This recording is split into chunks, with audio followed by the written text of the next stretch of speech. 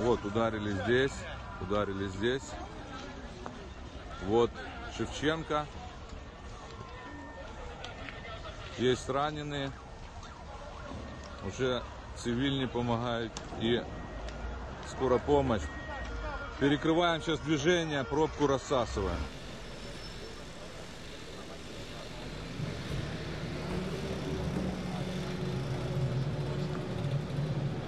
Українці, українки, ранок важкий, маємо справу з терористами, десятки ракет, іранські шахіди.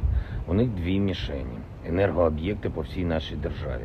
Вони прагнуть паніки і хаосу, хочуть знищити нашу енергосистему, вони безнадійні. Друга мішень – це люди.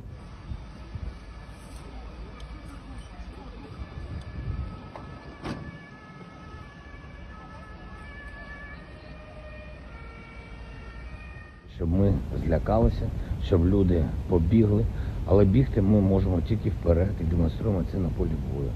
Так буде і надалі.